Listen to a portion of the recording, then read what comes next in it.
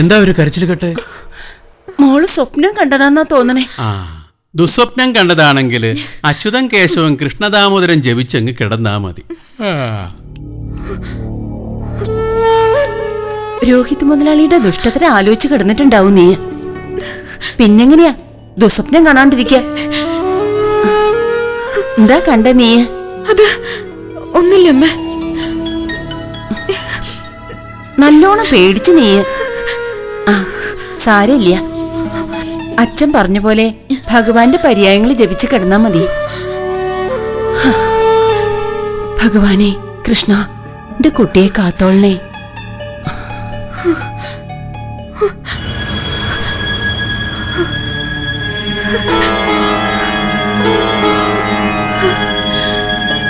എന്താ അത് കൃഷ്ണ, ഇങ്ങനെയൊക്കെ സ്വപ്നത്തിൽ കാട്ടിത്തരണേ? ഓം നമോ നാരായണായ. ഓം നമോ ഭഗവതേ വാസുദേവായ. ഓം നമോ നാരായണായ. ഓം നമോ ഭഗവതേ വാസുദേവായ. ഓം നമോ നാരായണായ. ഓം നമോ ഭഗവതേ വാസുദേവായ. പെട്ടെന്ന് നടക്ക. എവിടെയാ? അവിടെ ചാത്തമുളവില്. വാ.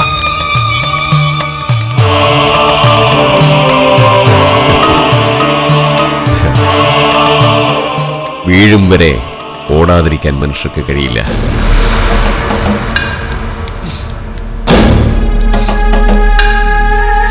നീ എന്താടാ വെക്ടറെ ഫോണി പറഞ്ഞ്? ഇങ്ങനെയുള്ള സംഗതി വല്ലതും നീ അറിയാതെ നടക്കുവോ? പിന്നെ വേറെ ആരാ മുതലാളി? നമ്മുടെ അതേ രീതി, അതേ ശൈലി, അതും ചാത്തൻ വളവിൽ തന്നെ.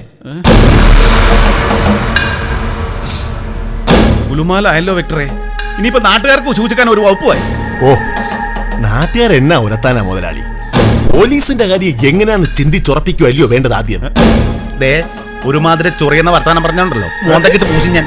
എടാ, നിന്റെ വർത്താനം കേട്ടാത്തൊന്നുമില്ല ഞാനാ ഇത് ചെയ്തെന്ന്. അല്ല, ഞാൻ അതല്ല ഉദ്ദേശിച്ച മുതലാളി. നമുക്കിതിൽ പങ്കൊന്നും ഇല്ലെന്ന് ഇടിക്കുള്ള സാറിനെ നേരത്തെ തന്നെ വിളിച്ചു പറയുമല്ലയോ നല്ലത്. അതാ ഞാൻ പോലീസിന്റെ കാര്യം പറഞ്ഞത്. ബെസ്റ്റ്. അച്ഛൻ പത്തായത്തിലില്ലെന്ന് നേരത്തെ വിളിച്ച് പോലീസിനോട് പറയണം. അസല് ബുദ്ധിയാ. എളമ്പയില് കൊള്ളിക്കല്ലേ, ഉരുകിപ്പോവും. ചെന്ന് വണ്ടി എടുക്കടാ, അവിടെ വരെ ഒന്ന് പോണം. ഈശോയേ.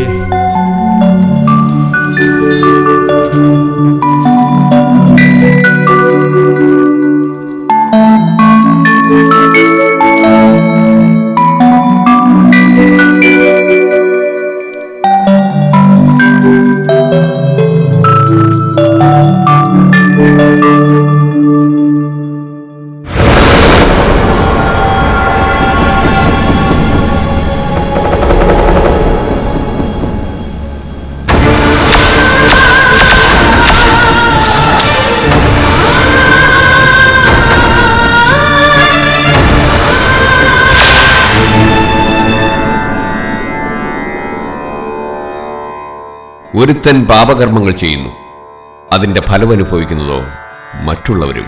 ഏകം പാപാനി കുരുതേ ഫലം ഭുങ്ക്തേ മഹാജനാ.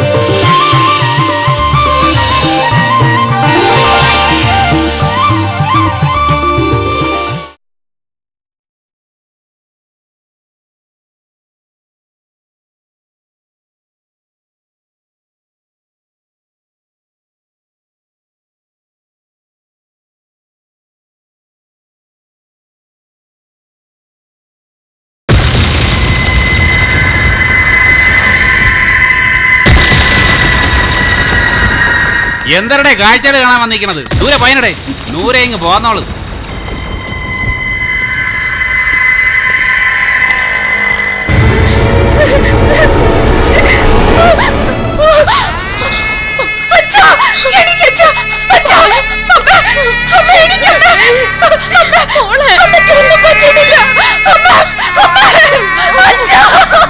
ഇതെന്നാ മാർഗം കളിയാ? ഈ കുട്ടി ആരെങ്കിലും ഒന്ന് പിടിച്ച് മാറ്റേ.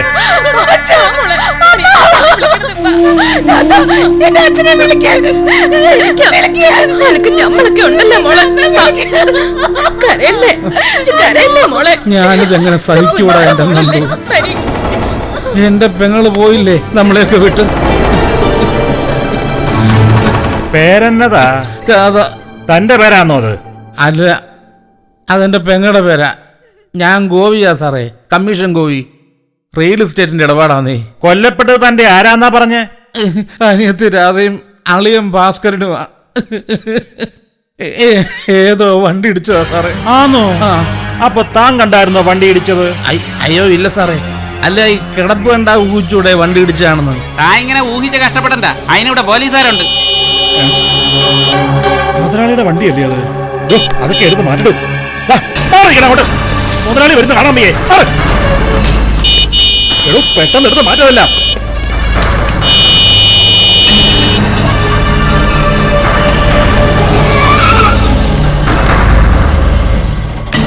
ഗുഡ് മോർണിംഗ് സാറേ.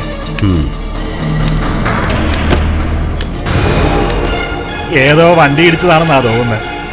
സാറെന്നാത്തനാ ബുദ്ധിമുട്ടി ഇത്ര വരെ വന്നേ? വിളിച്ചേച്ചൊരു വാക്ക് മിണ്ടിയിരുന്നേര്. ബോഡികളെ രണ്ടും ഞാൻ ബംഗ്ലാവിലോട്ട് കൊണ്ടുവന്നേനെ.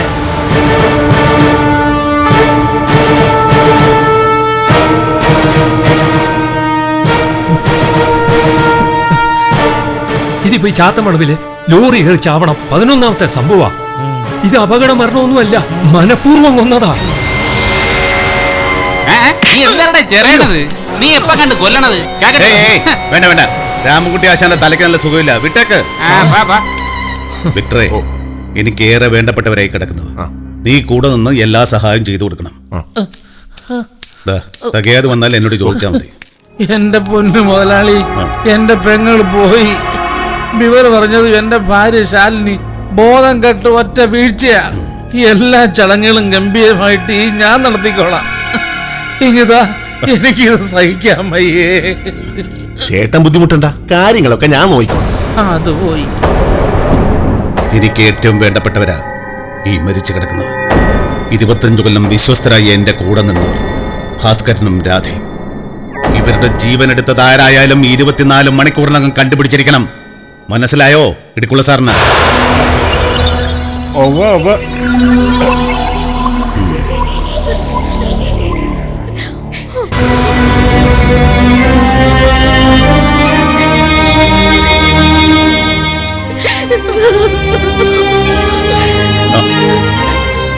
കരഞ്ഞിട്ട് എന്താ കുട്ടി പ്രയോജനം? അവർക്ക് വേണ്ടി വിധി വരച്ചവരാ ഇവിടം വരെ ഉണ്ടായിരുന്നു. അങ്ങനെ ഇങ്ങ് കരുതി സമാധാനിക്കാൻ നമുക്ക്. മോളെ വീട്ടിലേക്ക് കൊണ്ടുപോ. ഇവിടെ ഇപ്പോ പോലീസ് നടപടിയും ആശുപത്രി നടപടിയും ഒക്കെ ഉണ്ട്. എന്താവശ്യമുണ്ടെങ്കിലും എന്നെ വന്ന് കാണാൻ പഠിക്കണ്ടെന്ന് ശാലിനിയോട് ബോധം തെളിയുമ്പോ പറയണം.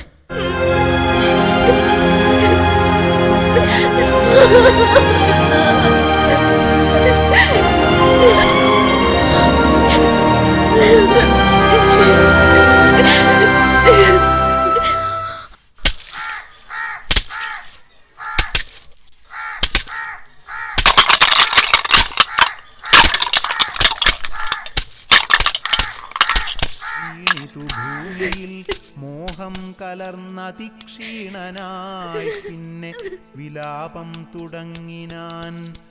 ഹാഹാ കുമാര മണ്ഡോദരീ നന്ദന, ഹാഹാ സുകുമാര. ഇന്നാലില്ലാഹി വ ഇന്നാ ഇലൈഹി റാജിഊൻ.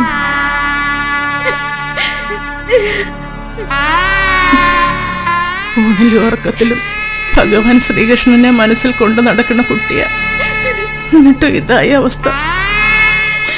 ഇതൊക്കെ കാണുമ്പോ തോന്നിപ്പോവാ ഭക്തി ഈശ്വരവിശ്വാസം ഒക്കെ വെറുതെയാന്ന്. അങ്ങനൊന്നും പറയല്ലേ നിങ്ങൾ എന്റെ ശാലിനി അമ്മ. പടച്ചോ നിശ്ചയിച്ച ബൈ എന്താന്ന് നിങ്ങൾക്കും ഞമ്മക്കോ തിരിയോ? എന്റെ കുട്ടിക്ക് പടച്ചോ നല്ലതേ വരുത്തു.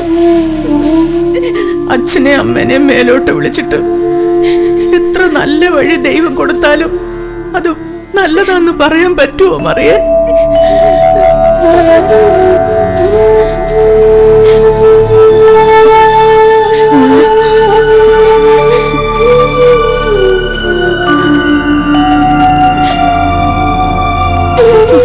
ഇരുന്നോളൂ. ഗായത്രി അമ്മ ഇരിക്കും.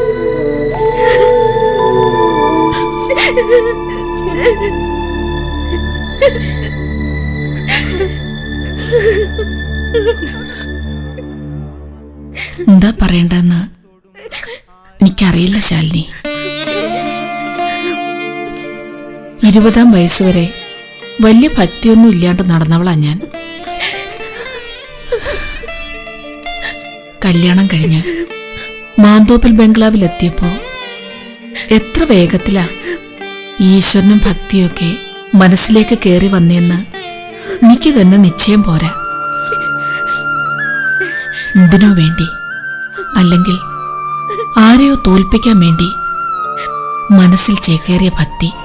പക്ഷേ ഞായറാഴ്ച തോറും ശാരദാംബ മഠത്തിൽ വന്ന് ഇവള് പാടുന്ന ഈശ്വരസ്തുതികൾ കേട്ടപ്പോ കണ്ടപ്പോ എനിക്ക് മനസ്സിലായി ഈശ്വരഭക്തി ശരിക്കും എന്താന്ന്. ഒന്നിനും വേണ്ടിയല്ലാണ്ട് ഭഗവാനെ സ്നേഹിക്കുക, സേവിക്കുക.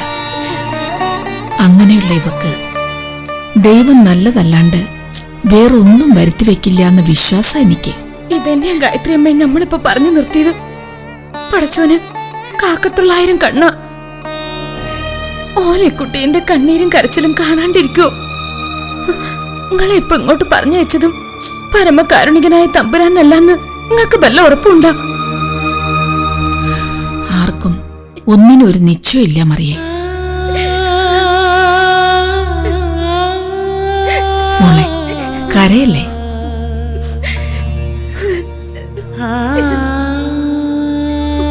ശാലിനി, ചടങ്ങുകളൊന്നും കഴിഞ്ഞിട്ടില്ല. സംഭവം നടന്നിട്ട് അധിക സമയവും ആയിട്ടില്ല. അതുകൊണ്ട് തന്നെ ഇപ്പൊ സംസാരിക്കേണ്ട കാര്യമല്ലെന്നും എനിക്കറിയാം. പക്ഷേ നാളേക്ക് നീട്ടിവെക്കാൻ എന്റെ മനസ്സ് സമ്മതിക്കണില്ല. എന്താ ഗായത്രി അമ്മ? വേറൊന്നുമല്ല, ഇവളുടെ കാര്യം തന്നെയാ. നാളെ പിറ്റേന്ന് എന്താ നിങ്ങൾ ഇവിടെ ചെയ്യാൻ പോണേ?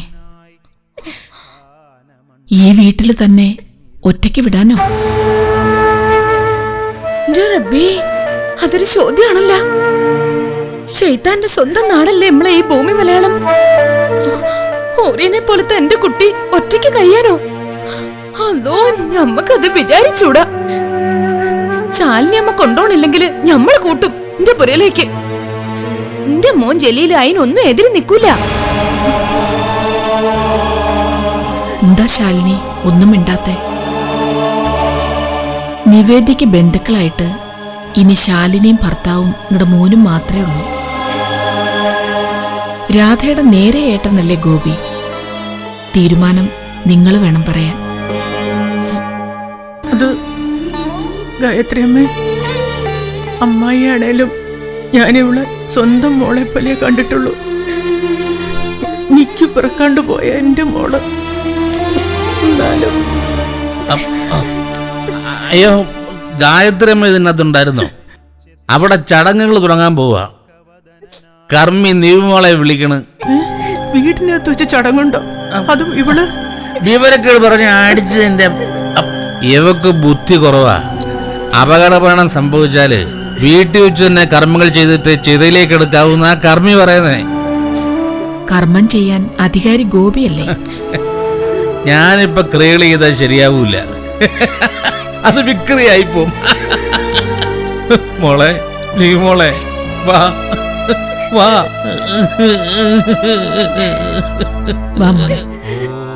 സഹനാവവതു സഹനോ ഭുനക്തു സഹ വീര്യം കരവാവഹൈ തേജസ്വിനാമതീതമസ്തു മാ വിദ്വിഷാവഹൈ. ഓം ശാന്തി ശാന്തി ശാന്തി. ഓം ശാന്തി ശാന്തി ശാന്തി. കുട്ടിയെ, ആത്മാവിന് സദ്ഗതി കിട്ടാൻ പ്രാർത്ഥിച്ചുകൊണ്ട് നമസ്കരിച്ചോളുക.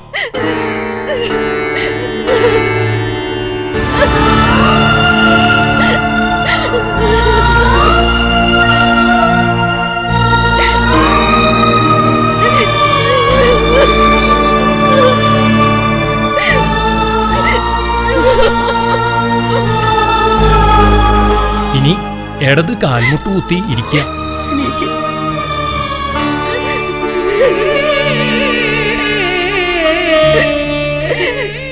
മോതിര വിരലിലെ ഈ പവിത്ര മോതിരം ഇട്ടോളുക.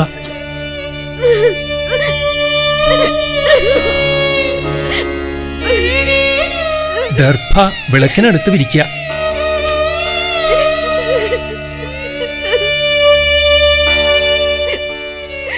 ഇനി കിണ്ടിയിൽ നിന്ന് വെള്ളം തൊട്ട് ജലപുഷ്പ തിലഗന്ധങ്ങൾ ദർഭയിൽ സമർപ്പിച്ചോളുക. ഗംഗേച യമുനേ ചൈവ. പിതൃക്കളുടെ രൂപം മനസ്സിൽ സങ്കല്പിക്കണം കേട്ടോ. ഗോദാവരി സരസ്വതി.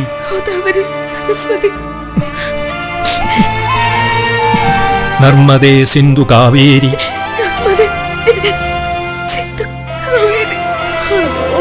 ജലേസ്മിൻ സന്നിധിം ഗുരു.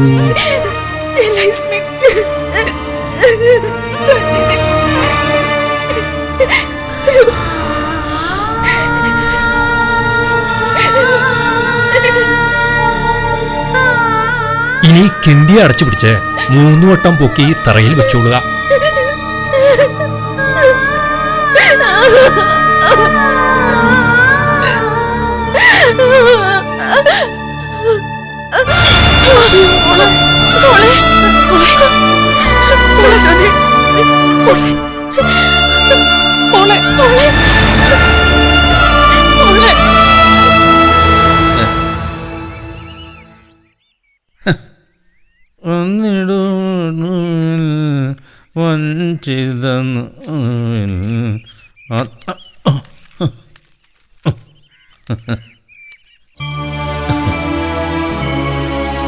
നിവേദ്യയുടെ കാര്യം ഇനി എങ്ങനെയാ ഗോപി?